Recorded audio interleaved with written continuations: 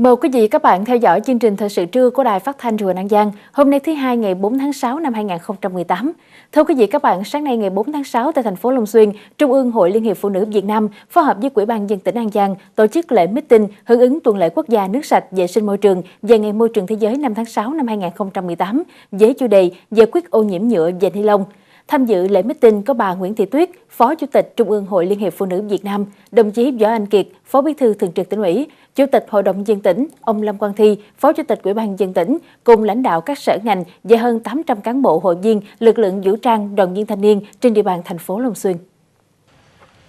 Với chủ đề nước sạch và vệ sinh môi trường nông thôn vì sức khỏe cộng đồng của tuần lễ quốc gia nước sạch và vệ sinh môi trường năm 2018, Ngày môi trường thế giới năm nay với chủ đề giải quyết ô nhiễm nhựa và ni lông nhằm kêu gọi mọi người cùng nhau tuyên truyền, vận động cộng đồng thay đổi nhận thức, hành vi, thói quen tiêu dùng và thải bỏ chất thải nhựa nhằm phòng ngừa, giảm thiểu sự phát sinh chất thải nhựa từ sản xuất và tiêu dùng, tăng cường tái sử dụng, tái chế chất thải nhựa và chung tay kiểm soát chất thải nhựa, góp phần bảo vệ môi trường sống. Sau lễ meeting, hơn 200 xe đạp tham gia diễu hành, tuyên truyền về tuần lễ quốc gia nước sạch vệ sinh môi trường và Ngày môi trường thế giới năm 2018 trên các tuyến đường chính của thành phố Long Xuyên. Thưa quý vị và các bạn, vừa qua tại huyện Châu Phú, tổ đại biểu Hội đồng nhân dân 3 cấp đã có buổi tiếp xúc với hơn 60 bà con cử tri xã Vĩnh Thạnh Trung. Tại buổi tiếp xúc, sau khi nghe đại diện đại biểu Hội đồng nhân dân từng cấp báo cáo tóm tắt tình hình về kết quả thực hiện nhiệm vụ kinh tế xã hội 6 tháng đầu năm và nhiệm vụ trọng tâm 6 tháng cuối năm 2018, thông báo giải trình ý kiến kiến nghị của cử tri sau kỳ họp cuối năm 2017, bà con cử tri xã Vĩnh Thạnh Trung đã bày tỏ sự phấn khởi trước những kết quả đạt được trong phát triển kinh tế xã hội của tỉnh, huyện và địa phương. Đồng thời, bà con cử tri kiến nghị một số vấn đề như việc thu gom rác, bảo vệ môi trường, mở các lớp đào tạo nghề cho lao động nông thôn, tình trạng xe tải chạy trên các tuyến đường ban đêm gây ảnh hưởng đến giấc ngủ của người dân, chấn chỉnh việc khai thác cát gây sạt lở ảnh hưởng đến người dân, đầu tư nâng cấp một số tuyến đường, cầu kênh trên địa bàn xã, tình trạng đua xe ở thanh thiếu niên. Tại huyện Tri Tôn, 15 điểm tiếp xúc cử tri được tổ chức tại trụ sở Ủy ban nhân dân xã, thị trấn và các chùa Khmer. Đặc biệt là trong đợt tiếp xúc lần này, ngoài thông tin tình hình kinh tế, văn hóa xã hội, an ninh quốc phòng 6 tháng qua và định hướng 6 tháng cuối năm 2018, chương trình kỳ họp Hội đồng nhân dân tỉnh, huyện thông báo kết quả giải quyết kiến nghị của cử tri, Hội đồng nhân dân huyện Tri Tôn còn triển khai nghị quyết số 03 của Ban chấp hành Đảng bộ huyện Tri Tôn về phát triển du lịch giai đoạn 2018-2020 và định hướng đến năm 2030 để các tổ chức cá nhân kịp thời nắm bắt và có hướng mở rộng quy mô lĩnh vực thương mại dịch vụ, kêu gọi đầu tư các loại hình sản phẩm du lịch. Đa số cử tri đều thống nhất những giải pháp định hướng phát triển của địa phương thời gian tới. Đồng thời đề xuất một số kiến nghị có liên quan đến các chế độ chính sách đối với người có công với cách mạng, chăm lo cho các hộ dân tộc, hộ nghèo, điện đường giao thông, vệ sinh môi trường, xây dựng nông thôn mới, bình ổn giá cả nông sản, vật tư nông nghiệp, tìm đầu ra ổn định cho sản phẩm nông nghiệp, nghiên cứu nhân rộng các mô hình hiệu quả, tăng cường tuần tra kiểm soát, đảm bảo an ninh trật tự, an toàn giao thông, lắp đặt thêm nhiều camera an ninh trên địa bàn. Hội Liên hiệp Phụ nữ thành phố Long Xuyên đã tổ chức hội nghị sơ kết các mô hình tương trợ tiết kiệm, hỗ trợ phụ nữ phát triển kinh tế và tọa đàm về công tác vận động hội viên tham gia bảo hiểm y tế. Trong thời gian qua, các mô hình tương trợ tiết kiệm hỗ trợ phụ nữ phát triển kinh tế luôn được Hội Liên hiệp Phụ nữ thành phố quan tâm triển khai thực hiện. Đến nay, các mô hình đã đi vào hoạt động khá hiệu quả, phù hợp với nhu cầu nguyện vọng của chị em hội viên. Tiêu biểu như mô hình tổ hùn vốn xoay vòng, tổ tiết kiệm nuôi heo đất, tổ tiết kiệm qua vay vốn ngân hàng chính sách xã hội, tổ tương trợ mua bảo hiểm y tế và mô hình an sinh xã hội. Qua đó đã giúp cho trên hàng ngàn lượt chị em hội viên phụ nữ với số tiền trên 9 tỷ đồng để làm ăn phát triển kinh tế gia đình. Tuy nhiên, bên cạnh đó cũng còn một số hạn chế như việc triển khai thực hiện các mô hình đến hội viên chưa đồng đều do chi hội trưởng khóm ấp thay đổi liên tục, công tác tuyên truyền vận động còn thiếu chiều sâu, chưa liên tục. Cũng tại hội nghị, các đại biểu đã giao lưu với các diễn giả về kinh nghiệm trong công tác vận động hội viên phụ nữ tham gia bảo hiểm y tế và trong xây dựng các mô hình tương trợ tiết kiệm. Dịp này, Ủy ban nhân dân thành phố Long Xuyên đã tặng giấy khen cho 3 tập thể và 5 cá nhân tiêu biểu trong các mô hình tương trợ tiết kiệm, hỗ trợ phụ nữ phát triển kinh tế. Thưa quý vị và các bạn, như đã thông tin, trong 2 ngày 2 và 3 tháng 6 năm 2018, tỉnh An Giang đã tổ chức kỳ thi tuyển sinh vào lớp 10 năm học 2018-2019. Đây là năm thứ 2, Sở Giáo dục và Đào tạo được Ủy ban nhân dân tỉnh phê duyệt phương án tổ chức thi tuyển sinh lớp 10 vào tất cả các trường trung học phổ thông công lập, kể cả các trường chuyên như trung học phổ thông chuyên và phổ thông dân tộc nội trú. Kỳ thi tuyển sinh lớp 10 năm học 2018-2019, toàn tỉnh có 20.907 thí sinh đăng ký dự thi tại 46 hội đồng coi thi, bao gồm hệ đại trà và hệ chuyên, với 903 phòng thi. Năm nay, số thí sinh đăng ký dự thi tăng hơn 2.000 em so với năm trước, nên Sở Giáo dục Đào tạo An Giang phải chuẩn bị cho khâu in sao đề, khâu vận chuyển đề khá vất vả, đồng thời huy động một lực lượng lớn cán bộ giáo viên tham gia coi thi, chấm thi, cũng như phối hợp chặt chẽ với các ngành liên quan và lực lượng bảo vệ trong suốt kỳ thi diễn ra. Nét mới năm nay là điểm cộng ưu tiên cho học sinh thấp hơn các năm trước 1,5 điểm. Điểm khuyến khích chỉ còn cộng điểm học nghề. Học sinh được tính tổng điểm ưu tiên tối đa là 3 điểm, năm trước 5 điểm. Sau kỳ thi, dựa trên kết quả, các trường thống kê những học sinh không đổ vào trung học phổ thông để định hướng học nghề ở các trường nghề, trung tâm giáo dục thường xuyên. Tham dự kỳ thi tuyển sinh vào lớp 10, các thí sinh thi 3 môn cơ bản hệ số 1, ngữ văn, toán và ngoại ngữ và bài thi môn chuyên hệ số 2.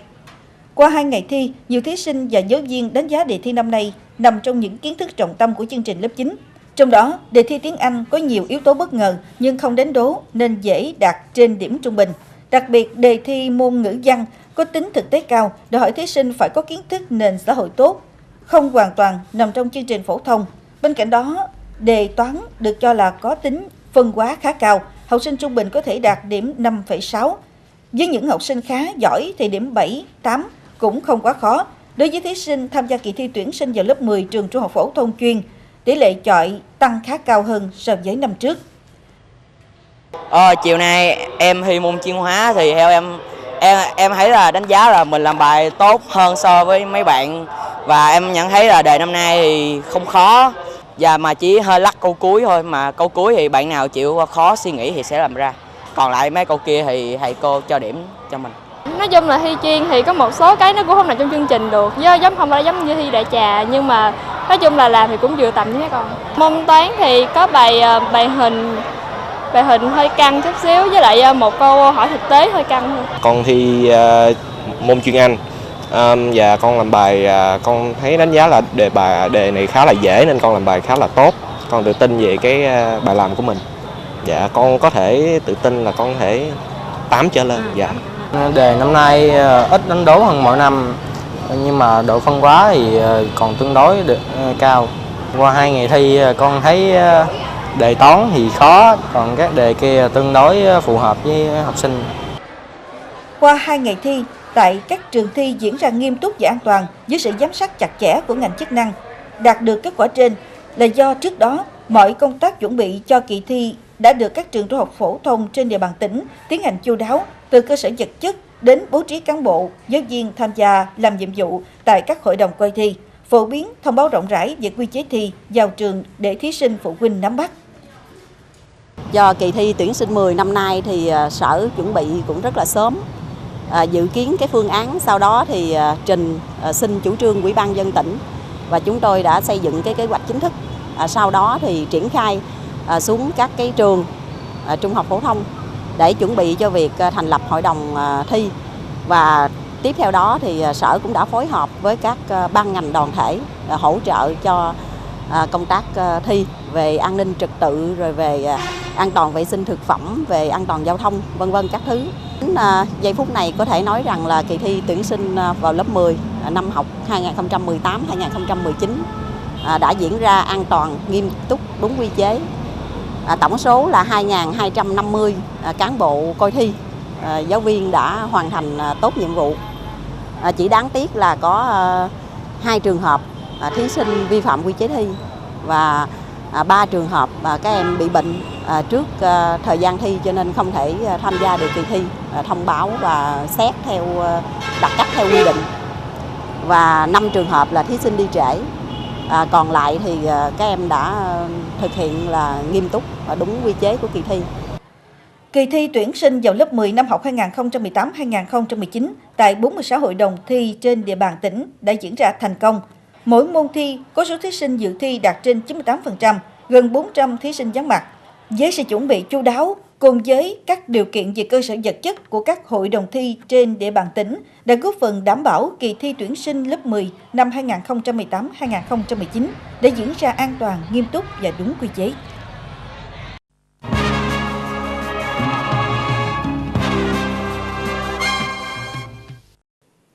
Thưa quý vị và các bạn, Liên đoàn Lao động tỉnh An Giang vừa cho biết các chủ đề hoạt động về công tác dân số gia đình trẻ em năm 2018. Theo đó, các chủ đề hoạt động về công tác dân số là Ngày Dân số Thế giới 11 tháng 7 với chủ đề theo hướng dẫn của Chi cục Dân số Kế hoạch Gia đình tỉnh, chiến dịch truyền thông về mức cân bằng giới tính khi sinh và hưởng ứng Ngày Quốc tế Trẻ Em Gái 11 tháng 10 với chủ đề không phân biệt giới tính, không lựa chọn giới tính thai nhi, tháng hành động quốc gia về dân số và Ngày Dân số Việt Nam 26 tháng 12 với chủ đề chăm sóc sức khỏe sinh sản vị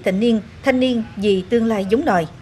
Các chủ đề hoạt động về công tác gia đình là hoạt động hưởng ứng Ngày Gia đình Việt Nam 28 tháng 6 với chủ đề bữa cơm gia đình ấm áp yêu thương, hoạt động hưởng ứng chiến dịch truyền thông phòng chống bạo lực gia đình trong tháng hành động quốc gia phòng chống bạo lực gia đình từ ngày 1 tháng 6 đến ngày 30 tháng 6 với chủ đề gia đình, nguồn lực và trách nhiệm trong phòng chống bạo lực gia đình. Chủ đề hoạt động về công tác trẻ em là hoạt động tháng hành động vì trẻ em năm 2018 từ ngày 1 tháng 6 đến ngày 30 tháng 6 năm 2018 với chủ đề vì cuộc sống an toàn, lành mạnh cho trẻ em trong thế giới công nghệ số. Cùng với đó là thông điệp, khẩu hiệu tuyên truyền về cuộc sống an toàn, lành mạnh cho trẻ em trong thế giới công nghệ số, thông tin và tri thức lành mạnh, an toàn cho trẻ em phát triển. Gọi tổng đài điện thoại quốc gia bảo vệ trẻ em 111 để tố cáo mọi hành vi bạo lực xâm hại trẻ em. Ban An toàn Giao thông phối hợp với Ban Tuyên giáo thị xã Tân Châu đã tổ chức hội nghị tập huấn tuyên truyền bảo đảm trật tự an toàn giao thông trên địa bàn tỉnh năm 2018. Thông qua hội nghị giúp cho các vị đại biểu quán triệt các chủ trương chính sách của Đảng và pháp luật của nhà nước về đảm bảo trật tự an toàn giao thông, qua đó tiếp tục nâng cao nhận thức, ý thức hành động và trách nhiệm của cán bộ đảng viên và các tầng lớp nhân dân về đảm bảo trật tự an toàn giao thông, quyết tâm giảm tai nạn giao thông trên địa bàn tỉnh trong thời gian tới. Với mong muốn góp phần xóa bỏ những chiếc cầu tre, cầu khỉ không an toàn, tiềm ẩn nhiều rủi ro cho người dân dùng sông nước, ngày 3 tháng 6, chương trình Nhịp cầu ước mơ với sự tài trợ độc quyền của tập đoàn Tân Hiệp Phát đã đến với người dân hai xã Tấn Mỹ và Mỹ Hiệp, huyện Chợ Mới. Sau 2 giờ tranh tài sôi nổi với sự tham gia của 2 đội đến từ xã Tấn Mỹ và Mỹ Hiệp, mỗi đội 10 thành viên lần lượt vượt qua các trò chơi vận động ngoài trời như đoạn đường, chông gai, tìm báu vật, leo cột mỡ, tăng tốc và trò chơi liên hoàn. Từ sự cổ vũ nhiệt tình của khán giả, đội xã Mỹ Hiệp đã xuất sắc giành được chiến thắng với giải thưởng là chiếc cầu thép dây văng trị giá khoảng 700 triệu đồng do nhãn hàng trà Thanh Nhiệt Dr. Thanh thuộc tập đoàn Tân Hiệp Phát tài trợ. Đội về nhì, xã Tấn Mỹ được ban tổ chức trao tặng 50 triệu đồng cho quỹ vì người nghèo. Với phương châm nhà nước và nhân dân cùng làm, những năm qua phong trào làm đường giao thông nông thôn, đặc biệt là phong trào thi đua dân vận khéo và dân vận khéo trong thực hiện xây dựng nông thôn mới, được nhân dân trên địa bàn huyện Phú Tân ủng hộ và đồng thuận cao. Từ đó đã có nhiều hộ dân đã tự nguyện đóng góp công sức, tiền của, đất đai để cùng chính quyền chung tay xây dựng nông thôn mới, góp phần đưa bộ mặt nông thôn ngày càng khởi sắc. Từ năm 2008 đến năm 2017, bằng nguồn kinh phí đóng góp hỗ trợ trên 130 tỷ đồng, trong đó nhân dân đóng góp hơn 50 tỷ đồng, huyện đã đầu tư mở mới và nâng cấp nhựa quá các tuyến đường huyện được trên 46 km, đường xã đến trung tâm huyện cứng quá được gần 38 km, đường ấp liên ấp được cứng quá trên 21 km, đường ngõ xóm được cứng quá trên 27 km và đường trục chính nội đồng cứng quá được trên 96 km. Đạt được kết quả trên chính là nhờ công tác tuyên truyền vận động của các ngành các cấp từ huyện đến cơ sở luôn quan tâm đi vào chiều sâu, nội dung thiết thực đáp ứng kịp thời thực tiễn. Thông qua công tác tuyên truyền vận động nên trong thời gian qua, phong trào hiến đất làm đường, xây cầu nông thôn trên địa bàn huyện được bà con hưởng ứng tích cực. Thông qua các phong trào thi đua yêu nước đã mang lại hiệu quả thiết thực, đồng thời phát huy được sức mạnh đại đoàn kết toàn dân tộc, góp phần quan trọng vào việc xây dựng nông thôn mới của huyện nhà. Ngày 3 tháng 6, Trung tâm Văn hóa Thể thao huyện Châu Phú đã tổ chức lễ bế mạc và trao thưởng giải bóng đá học sinh tiểu học huyện năm 2018.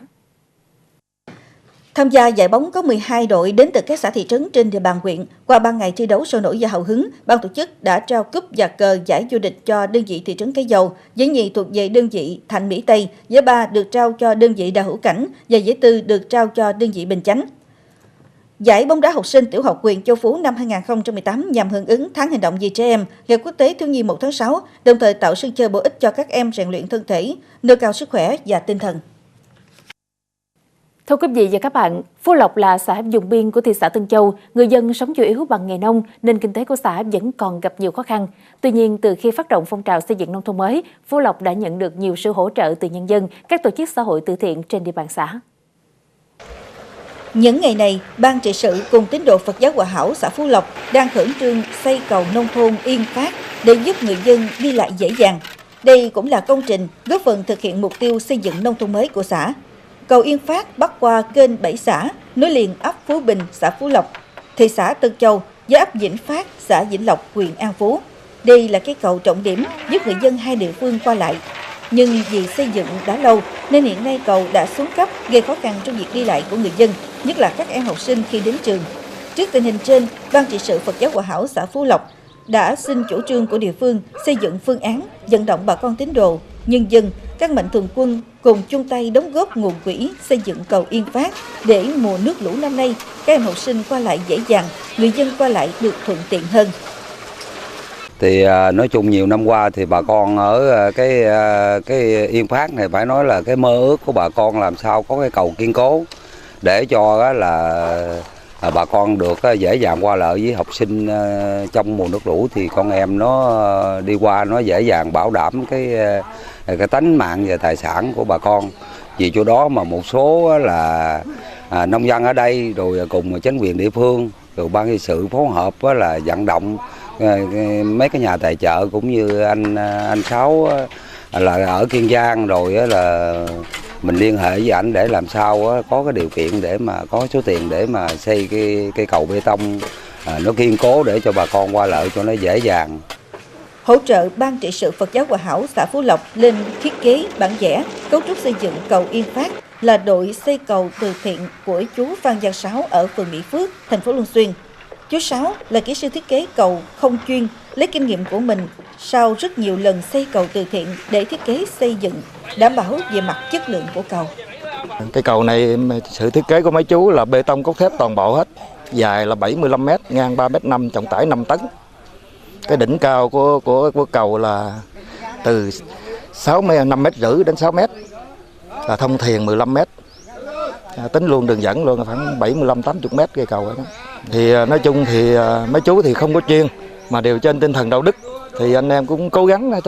để bàn bạc với nhau rồi đóng góp với anh em tại vị trí cái xã Phú Lộc này và trong đội thi công là những cô bác lớn tuổi đó, mình thực tiễn rút ra kinh nghiệm để mình làm cho nó đẹp và chất lượng cho cô bác nó có sự mẫu mã. Kinh phí thực hiện xây mới cầu Yên Phát ước tính khoảng 1 tỷ 100 triệu đồng, cùng với những ngày công lao động miễn phí của hơn 50 người thay phiên nhau hỗ trợ.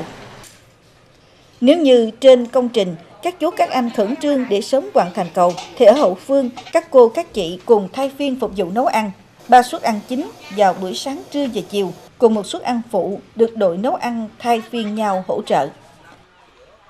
Thì cô thì lẩu chua, lẩu ngọt, rồi xào, rồi những gì mà mấy chú mấy anh thích thì cô làm. Trong cái nội trợ bếp của mình á, thì các cô các chú cũng có các cô các dì cũng có cái tinh thần hỗ trợ rất là vui vẻ, và công sức của các cô các dì cũng rất là mãnh lực lên để mà có một cái nghị lực để là các chú các anh ăn để mà có một cái món ngon tuyệt vời để mà có tinh thần đặng mằn. Tất cả mọi người tham gia xây cầu đều trên tinh thần từ thiện xã hội với mục đích chung là sớm hoàn thành cây cầu đi vào sử dụng, giúp người dân qua lại dễ dàng, góp phần vào sự phát triển của quê hương. Cái đội thi công cầu là bê tông nông thôn của phường Mỹ Phước, thành phố Long Xuyên đến để thi công để mà giúp cho cái bà con ở nơi đây, kể cả nói chung và tất cả những người qua lại đường đi qua lại thuận tiện, rồi đi lao động sản xuất nó cũng thuận tiện, rồi học sinh qua lại thuận tiện, thì nó góp phần làm nó bộ mặt nông thôn của mình đó giữa hai địa phương nó càng khang trang và nó được là áp dụng vô cái chương trình nông thôn mới nó hoàn thiện hơn. Cầu bê tông Yên Phát dự kiến sẽ hoàn thành trong 3 tháng nữa. Khi được đưa vào sử dụng, sẽ góp phần bảo đảm an toàn giao thông nông thôn, góp phần tạo điều kiện phát triển kinh tế, văn hóa xã hội, nâng cao chất lượng cuộc sống của nhân dân.